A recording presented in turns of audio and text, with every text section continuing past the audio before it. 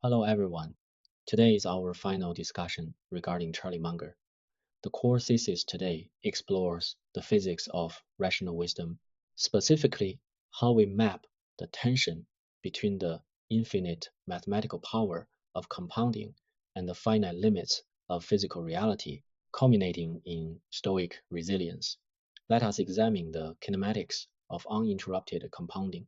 When we look across a multi-decade horizon, 50 years or more, rational architecture leverages uninterrupted geometric progression, not just as a financial tool, but as the ultimate physical force for both wealth and intellectual accumulation. We are not talking about simple addition here. We are analyzing a force multiplier, the precise point where intellect and capital achieve mathematical escape velocity. Think of it like a rocket breaking through Earth's gravitational pull. The initial energy expenditure is massive, but once the atmosphere is breached, the trajectory takes on a life of its own, compounding exponentially. This is the underlying physics of a rationally lived life. The vast majority of people view time linearly. They expect a unit of effort today to yield a corresponding unit of reward tomorrow. But cognitive and financial compounding operates on a completely different geometric plane. The longer you apply a consistently rational framework, the steeper the curve becomes.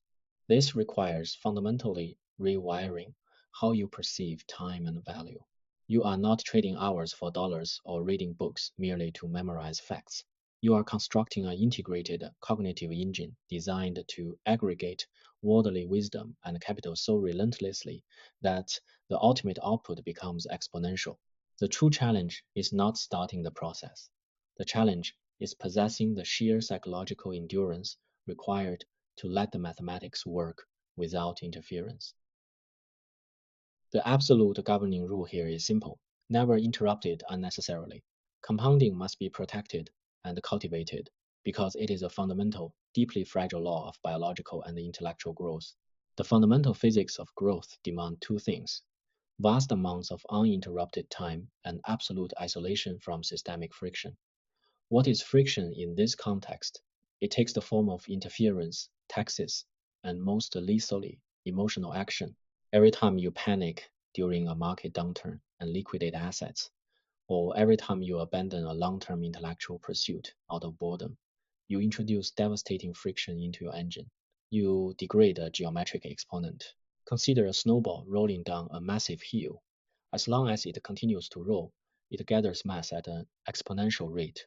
But if you stop it halfway down to inspect it, to break off a piece, or to move it to a different hill, you have completely shattered its momentum. You have to start the physical process of accumulation all over again. Human beings are remarkably bad at leaving things alone. We have a psychological itch to act, to tweak, to optimize constantly. In the realm of compounding, this kinetic hyperactivity is fatal. True rational discipline is the ability to sit quietly in a room and allow the underlying mathematics of your previous sound decisions to execute over decades. The greatest wealth and the most profound wisdom are generated not by frantic daily activity, but by hypervigilant inactivity. You must engineer your environment and your psychology to rigorously block out any external or internal forces that threaten to unnecessarily interrupt the compounding cycle. Here we confront the inherent flaw in the human operating system. The human mind is programmed to project infinite exponential desires onto strictly finite physical and economic systems. We have a fundamental mismatch between our internal psychological software and the external architecture of the universe. Our brains, conditioned by millions of years of evolutionary scarcity, constantly signal us to acquire more resources, more status, more capital. We assume that growth can be perpetual, that our desires can scale infinitely without consequence. But the universe does not operate on infinite scales. It operates within strict, unforgiving boundaries and thermodynamic limits. Think of a localized economy like an enclosed ecosystem. If a single species of predator decides to multiply infinitely, consuming all available resources, it does not achieve permanent dominance. It triggers a catastrophic systemic collapse and starves itself. Our modern economic and psychological frameworks often ignore this basic physical reality. We chase quarterly growth metrics that demand perpetual geometric expansion, fundamentally ignoring the fact that we are operating within a closed loop. The rational intellect must recognize this mathematical contradiction. You cannot impose an infinite exponential model onto a finite grid. Acknowledging this friction is the first step toward true epistemic humility. It forces you to stop asking, how can I grow this infinitely? And start asking, what are the structural constraints of the reality I am currently operating within? If you fail to recognize the finite nature of the system, your infinite desires will inevitably lead you to over leverage, overextend, and ultimately destroy the very capital or wisdom you have worked so hard to compound. Continuing from the previous contradiction, we must establish that geometric progression is mathematically subordinate to the hard, unyielding boundary lines of physical and macroeconomic reality. There is a famous axiom that perfectly encapsulates this. Trees don't grow to the sky. No matter how perfect the soil, no matter how optimal the sunlight and water, every biological and economic growth curve eventually hits its terminal resource ceiling. The physics of the environment simply will not support infinite upward trajectory. At some point, the exponential curve must hit an asymptotic limit and transition into an S-curve, leveling off as it reaches the maximum capacity of its environment. Many catastrophic failures occur because operators mistake the middle of an S-curve for the beginning of an infinite exponential line. Imagine pouring water into a glass. For the first few seconds, the volume of water increases rapidly, and if you only extrapolate from that brief window of data, you might assume the glass can hold an ocean. But physical reality dictates that the glass has a rim. Once you hit that boundary condition, any further input results in spillover and waste. The rational architect understands these physical reality boundaries. They do not assume a high growth asset or a rapid intellectual breakthrough will maintain that velocity forever. They calculate where the ceiling is before they even enter the room. By mapping the asymptotic limits of any system, whether it is a corporate valuation, a biological ecosystem, or a specific cognitive model, you protect yourself from the devastating delusion that the current growth rate is permanent. You prepare for the inevitable plateau. Because we know that the human mind naturally craves the delusion of infinite geometric growth, extreme rationality must act as a systemic immune response. It serves to protect the mind from the euphoria and subsequent inevitable collapse of infinite growth models. Let us analyze this through the lens of active error filtering. When a society or a market becomes gripped by speculative fever, it is essentially experiencing a biological contagion of delusional growth. Prices detach from underlying physical realities, and the crowd collectively hallucinates an uninterrupted upward trajectory. The rational mind must actively deploy an immunization protocol against this contagion. It enforces bounded rationality. Instead of chasing the vertical spike of delusional growth, the system relies on a tightly controlled, probabilistically sound Gaussian curve of realistic expectations. Think of it as a structural firewall in a computer network. When a virus attempts to flood the system with euphoric, infinite growth data packets, the firewall actively filters them out, recognizing them as mathematically impossible anomalies. It forces the system back to its baseline parameters. This is not pessimism. It is extreme, calculated realism. By refusing to participate in the collective hallucination of infinite expansion, the rational actor preserves their capital and their cognitive integrity. When the inevitable crash occurs, when the fever breaks, and the delusion shatters against the wall of physical reality, the immunized mind remains completely intact, positioned to capitalize on the wreckage, precisely because it never succumbed to the euphoric infection in the first place. We now shift to the greatest systemic danger in modern architecture, divorcing the mechanism of decision making from the physical bearing of risk. Look at the modern corporate and financial landscape. We have built massive interconnected engines where algorithmic decision making occurs at the top, but the structural shaft connecting those decisions to actual downside risk is entirely fractured. When operators do not suffer the physical consequences of their own algorithms and calculations, systemic collapse goes from being a possibility to a statistical inevitability. Consider a structural engineer tasked with designing a skyscraper, but who is explicitly told they will face zero legal or financial consequences if the building collapses. Human nature, unbound from consequence, will predictably cut corners to maximize immediate profit. They will ignore vital safety parameters because the downside risk has been outsourced to someone else. This is the moral hazard of modernity. The decision makers collect the upside rewards, the bonuses, the prestige, the profits, while the negative variance is absorbed by the public, the shareholders, or the environment. This asymmetric risk bearing fundamentally corrupts the decision making engine. It introduces a fatal flaw into the algorithm because the primary inhibitory block, the fear of personal ruin, has been removed. A truly rational system demands symmetry. The person pulling the lever must be standing directly in the blast radius if the machine explodes. Without that direct physical linkage between action and consequence, the system will eventually optimize for reckless, catastrophic behavior.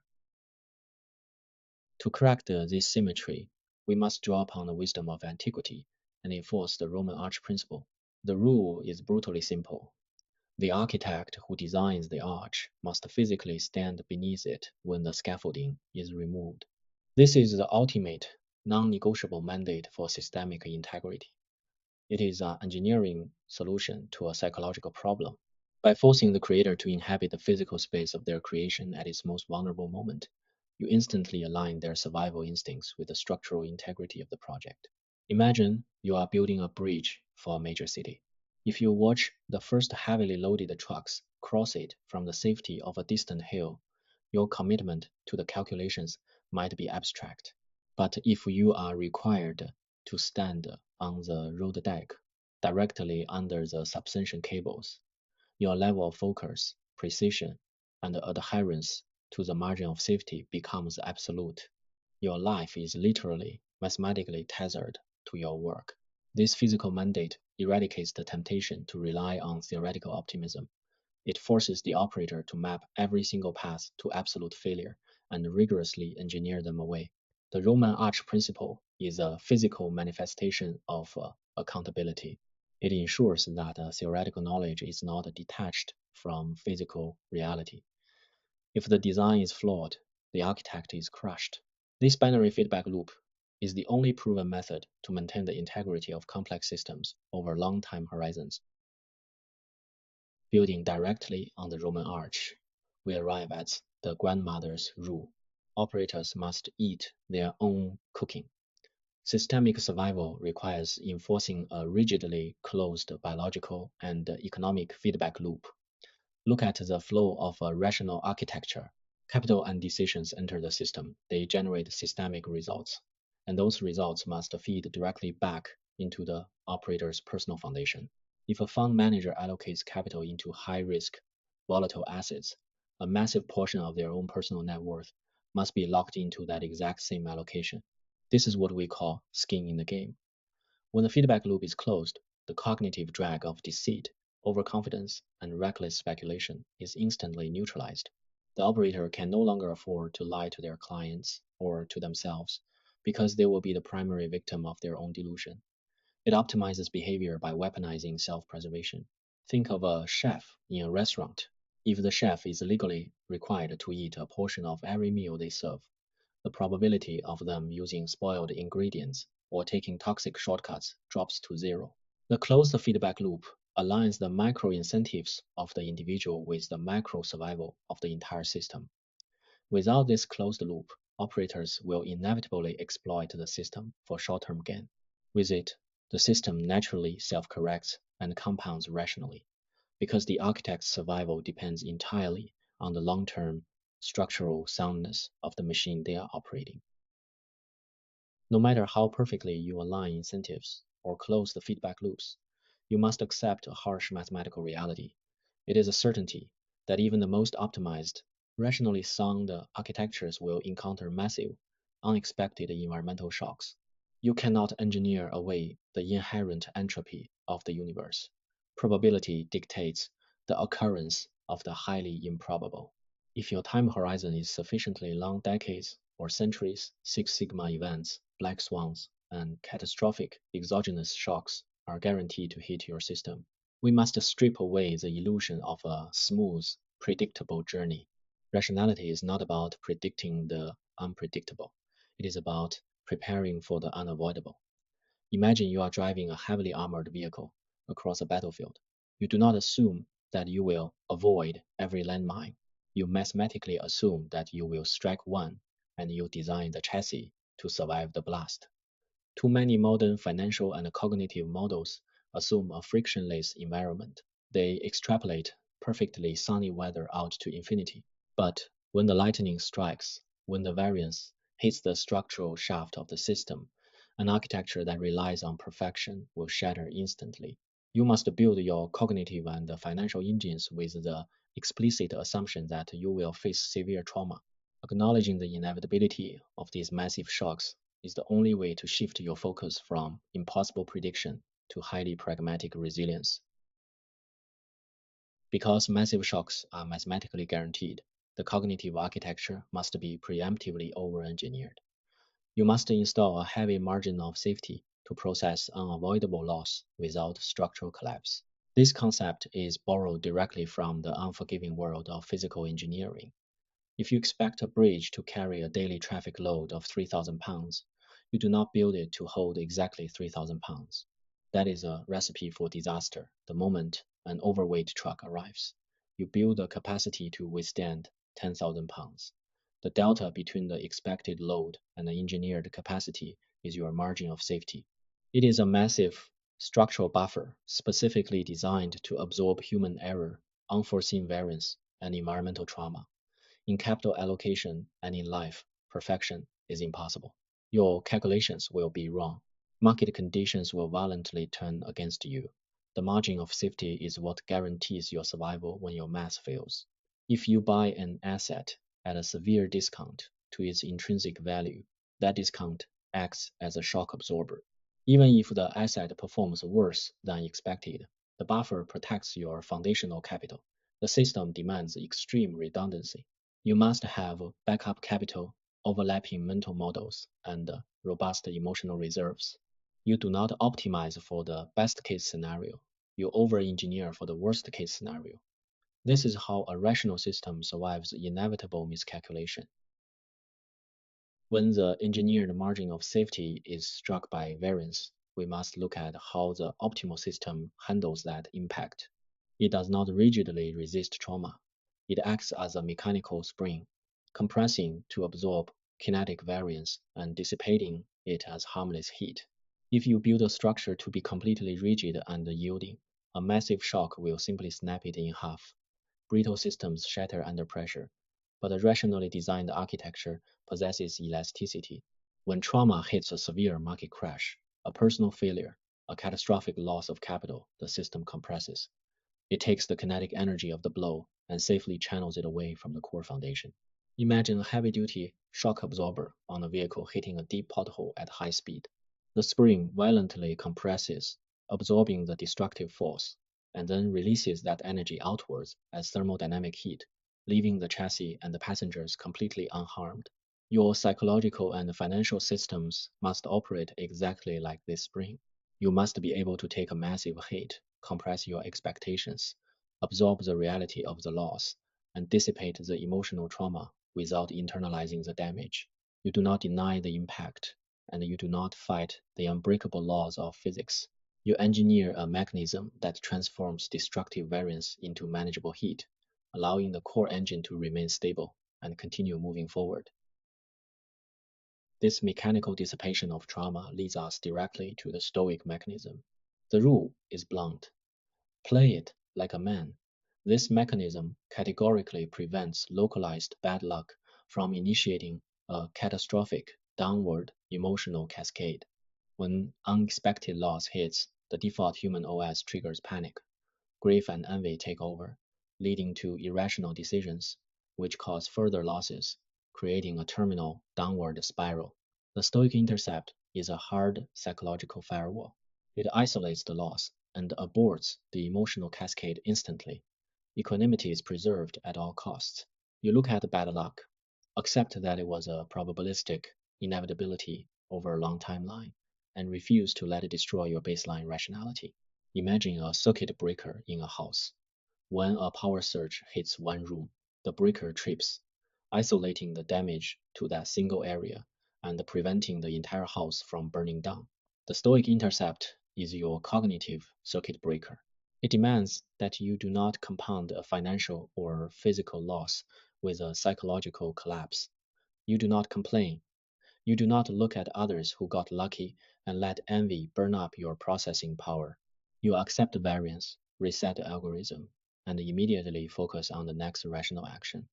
This refusal to spiral is what separates enduring architectures from those that blow up at the first sign of adversity. What happens to the trauma after the Stoic firewall stops the panic? A rationally engineered temperament systematically transforms that raw, painful variance into cold, actionable data.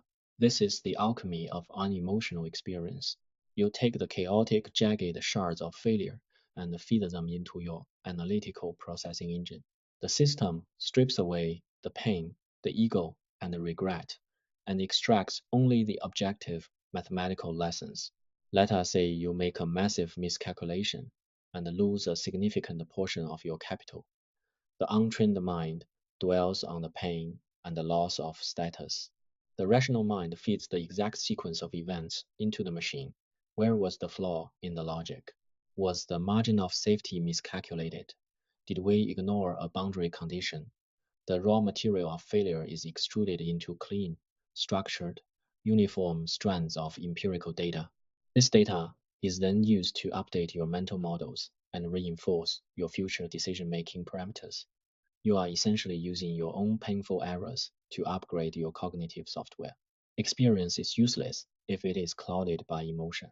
True wisdom is generated only when you can look at your most devastating failures with the cold, detached precision of a forensic scientist analyzing a plane crash. You find the black box, you extract the data, and you ensure that specific failure mode is never replicated again. As we approach the terminal objective of this architecture, we must realize that the ultimate purpose is not merely wealth accumulation. Wealth is simply a byproduct. The true goal is lifelong philosophical fulfillment and structural peace. We are moving up a staircase of cognitive evolution. At the bottom step, you are merely allocating capital and trying to survive the market. As you apply inversion, margins of safety, and stoic resilience, you move up to the stage of aggressive error reduction. You systematically eliminate human stupidity from your operating system. But the highest plateau, the gold illuminated destination, is a state of profound worldly wisdom. It is a synthesis of hard scientific reality with the ethical grounding of a scholar official. You no longer make decisions driven by greed or fear. You make them because they align perfectly with objective mathematical truth. This provides an immense sense of structural peace. Your mind is no longer at war with the chaotic entropy of the universe because you have engineered a system that perfectly navigates it. You have built a fortress of rationality that allows you to observe the madness of crowds without being pulled into their gravity well. Capital scales exponentially, yes, but more importantly, your understanding of the world compounds. You transition from a participant in the chaotic casino of life to a master architect who understands the code running beneath the surface.